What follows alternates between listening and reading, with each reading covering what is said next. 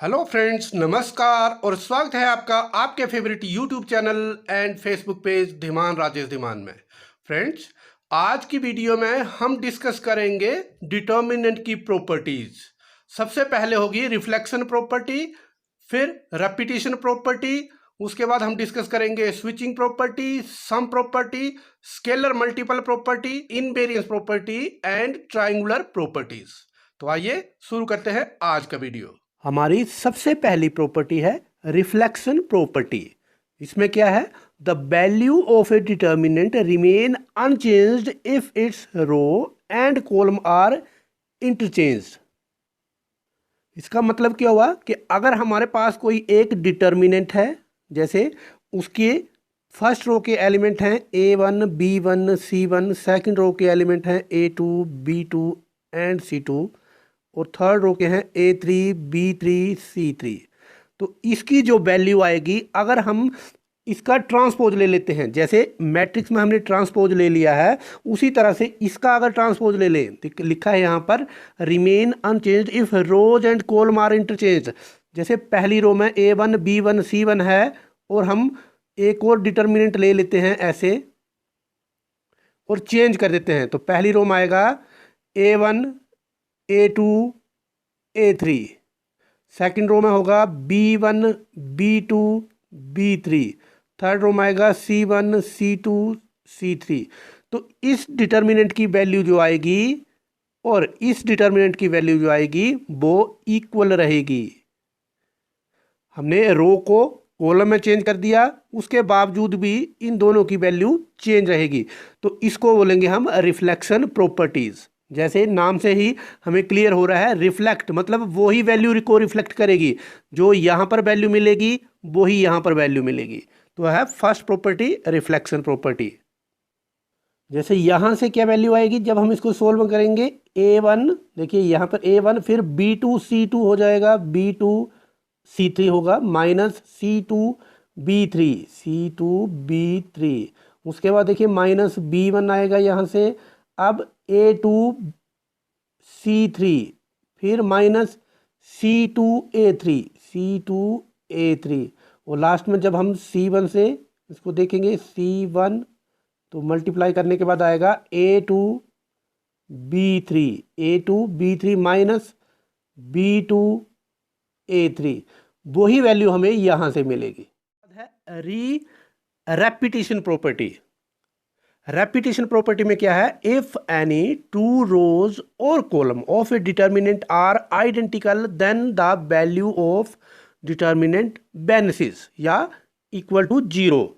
मतलब क्या हुआ कि अगर कोई दो रो या कॉलम डिटर्मिनेंट के आइडेंटिकल हैं तो उसकी वैल्यू 0 आती है।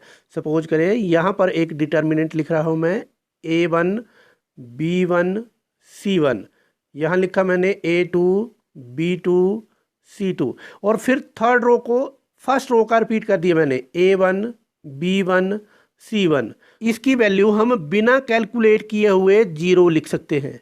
अगर हम कैलकुलेट करेंगे तब भी 0 आएगी, अगर हम कैलकुलेट नहीं करेंगे तब भी हम यूजिंग प्रॉपर्टी, जब हम क्वेश्चन सोल्व करेंगे तो ये प्रॉपर्टी लिख देंगे, इफ एनी टू रोज और column of a determinant are identical then the value of determinant vanishes. देखिए यहाँ पर first row and third row same है, इसलिए इसकी वैल्यू 0 होगी।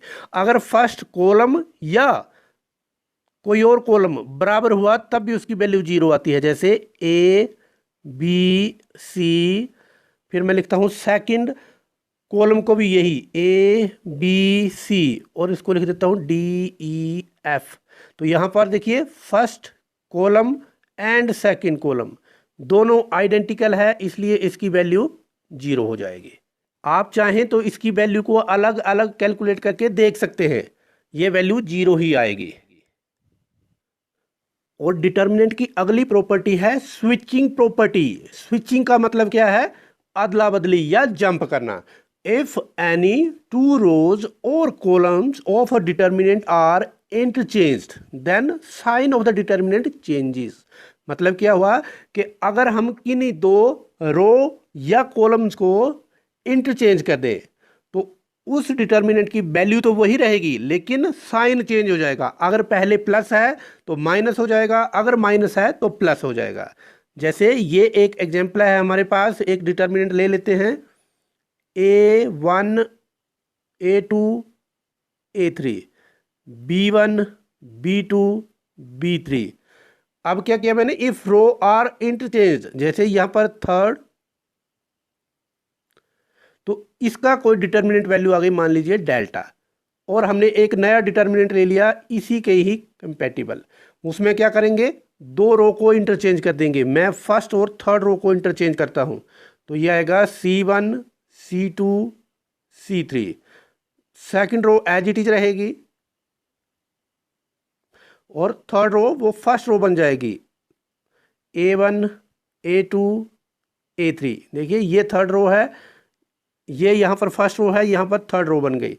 तो इसकी वैल्यू क्या आएगी, इसकी वैल्यू आएगी डेल्टा, लेकिन साइन चेंज हो जाएगा, माइनस डेल्टा हो जाएगा। यहां पर प्लस डेल्टा थी तो यहां पर माइनस डेल्टा आ जाएगी।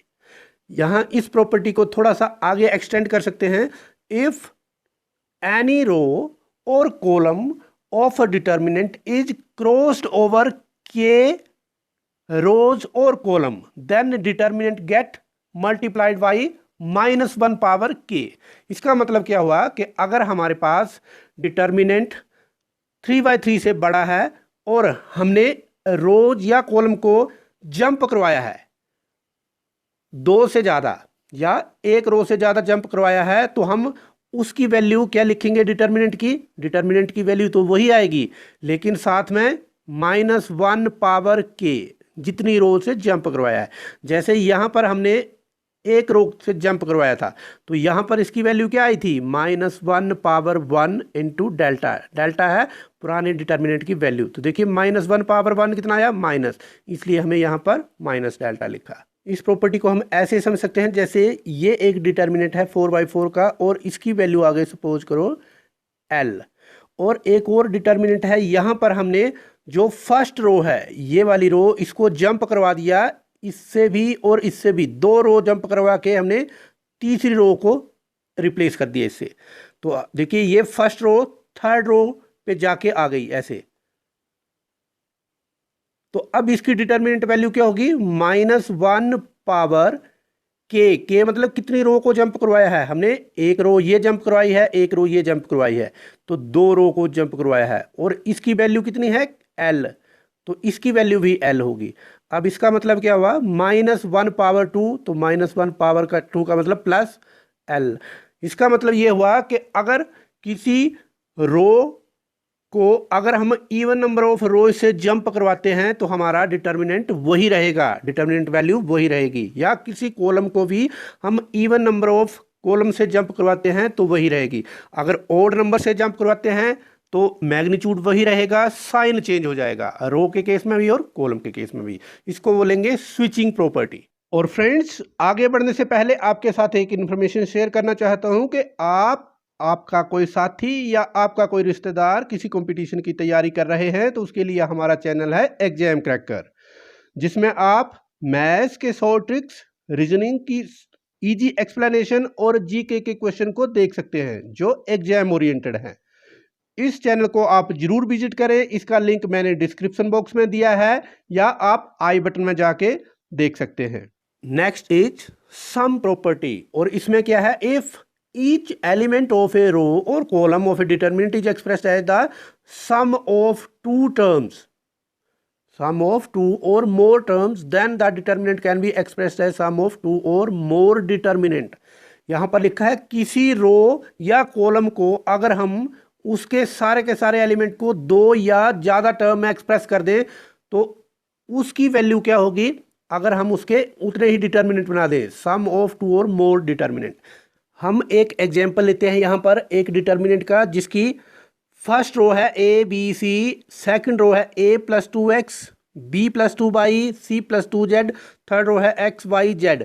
तो इसकी वैल्यू वही होगी अगर हम इसको दो डिटर्मिनेंट में एक्सप्रेस कर दें, जिसमें एक फर्स्ट रो, देखिए फर्स्ट रो वही रहेगी दोनों डिटर्मिनेंट में ABC, यहां भी ABC रहेगी।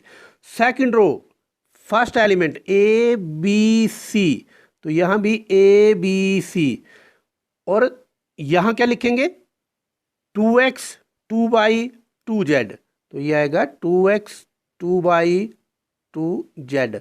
अब थर्ड रो दोनों केसेज में x y z ही रहेगी, x y z, और ये है सम प्रॉपर्टी। मतलब क्या हुआ, if each element of a row और column of a determinant is expressed as sum of two और मोर टर्म। यहाँ पर ये सारे के सारे एलिमेंट जो हैं सेकंड रो के वो एक्सप्रेस किए गए हैं, दो टर्म है, सम ऑफ टू टर्म्स, तो इसकी डिटर्मिनेंट वैल्यू क्या होगी, सम ऑफ टू डिटर्मिनेंट, जिसमें पहला डिटर्मिनेंट आएगा वही एलिमेंट होंगे इसमें जो बाकी रोज में लिखे गए हैं, लेकिन सेकंड रो जो सम ऑफ टू टर्म्स लिखी गई हैं उसका पहला टर्म पहले डिटर्मिनेंट में आएगा, तीनों एलिमेंट्स का जो दूसरा एलिमेंट होगा वो दूसरे डिटर्मिनेंट में आएगा।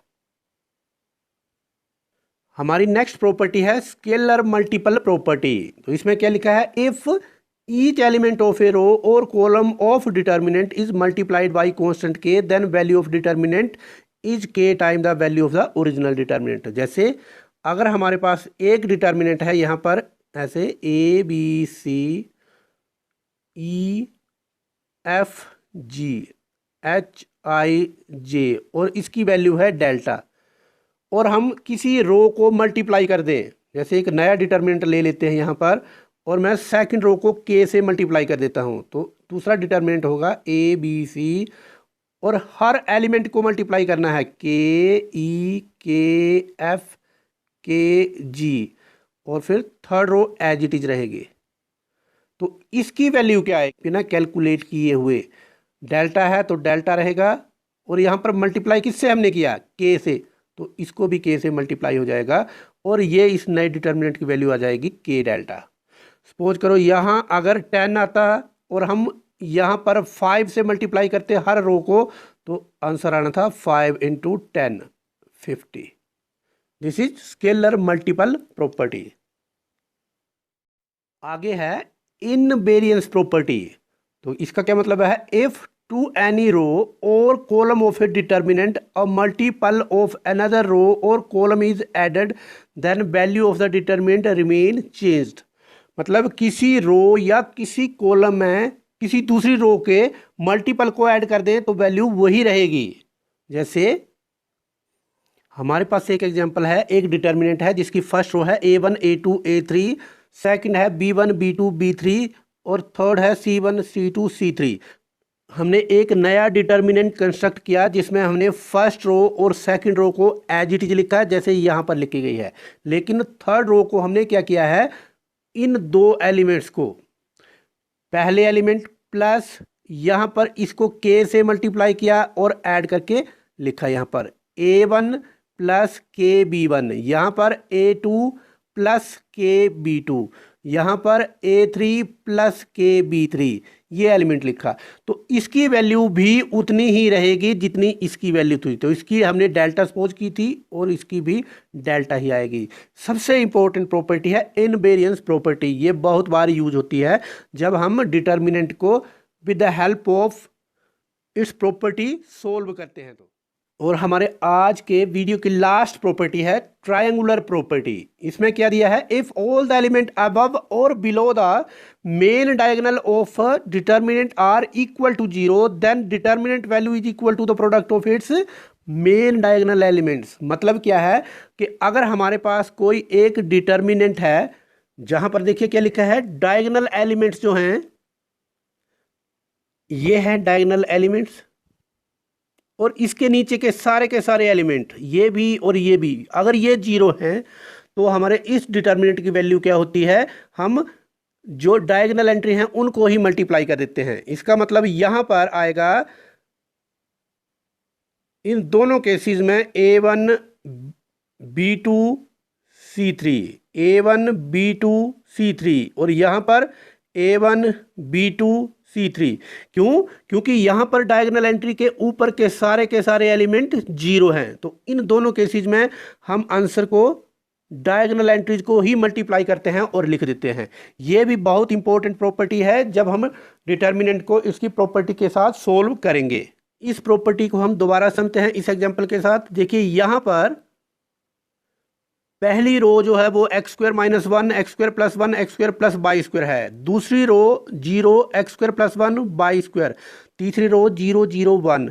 अब देखिए यहाँ पर इसके डायगोनल एंट्रीज क्या हैं, ये देखिए डायगोनल एंट्रीज हैं ये x square minus one, x square plus one 1, और इसके नीचे ये एलिमेंट भी, ये एलिमेंट भी और ये एलिमेंट भी 0 है।